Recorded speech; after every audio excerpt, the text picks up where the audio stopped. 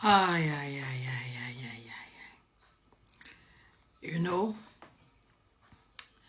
a lot of people are struggling to understand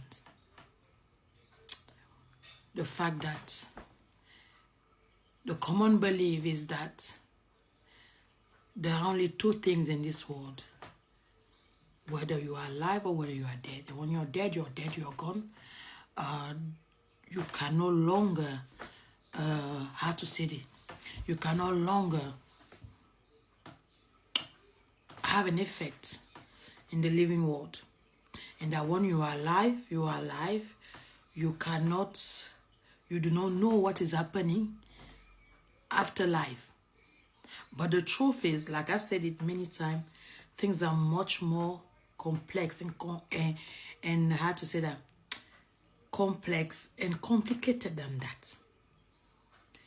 We realize, for example, as Africans, as black people, Africans, some of us born in a continent or not, even some of them, so we have some who live in the diaspora who have a very good and great understanding of what exactly is going on.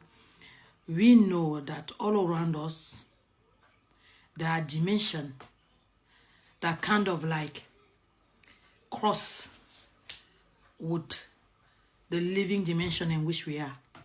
There are entities from other dimension who can, in some circumstances, come into our own dimension, making themselves visible or not, and kind of having some sort of interaction with her dimension and with people in it or with things in it. It's happening every time. In Africa, we have a very, very deep respect, despite religion, because like I always say it, if you're new in this channel, then you will learn it today. Religion never, I know, I'm not going to say I think, I know that religion never brought anything positive in Africa for black people. There's nothing positive about religion.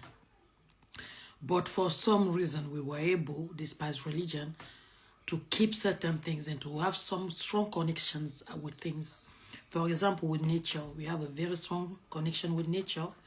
That means that the way that we experience nature, the way that we experience the world around us is very different with a lot of people across the world. And where I'm coming from, we are very, what we can call, quote, a modern village. We have everything, we are very comfortable, yet we are surrounded by forest, mountain, rivers, and we live in harmony with all these things, you know. People go to the forest any time of the day or the night.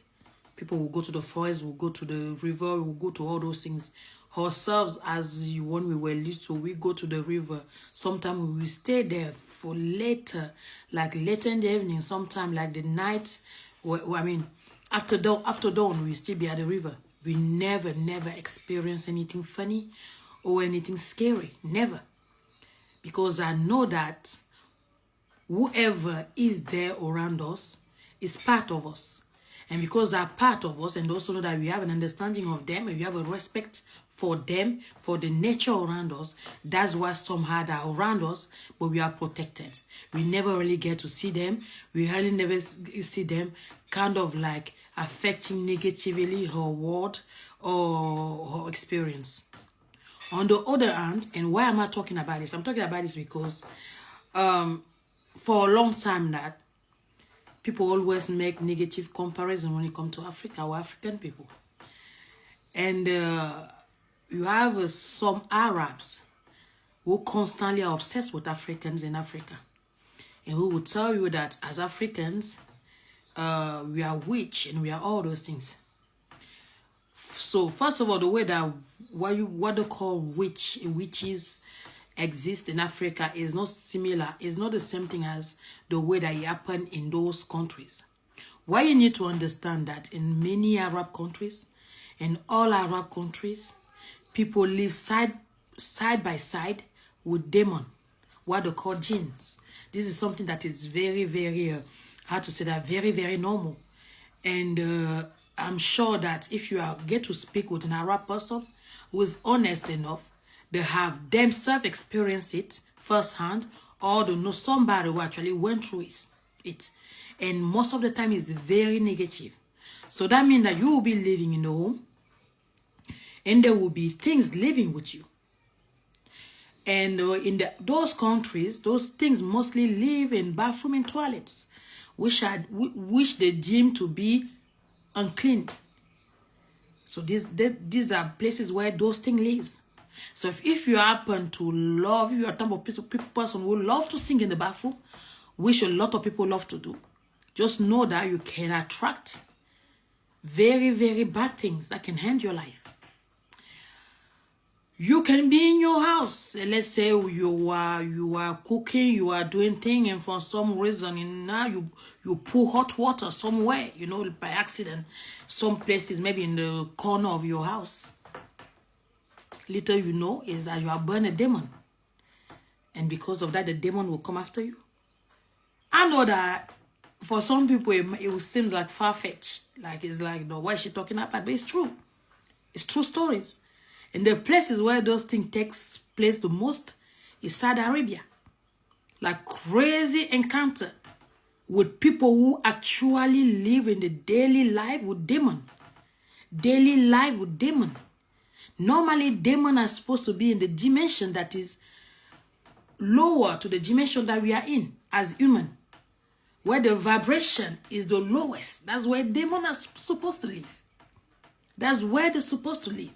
And who are the demons? Demons are teachers, people, spirit, people who died, but were not able to move forward to the above, you know, dimension. Because what you have to understand is that the dimension we actually is not a very reluctant dimension. We need to accomplish something.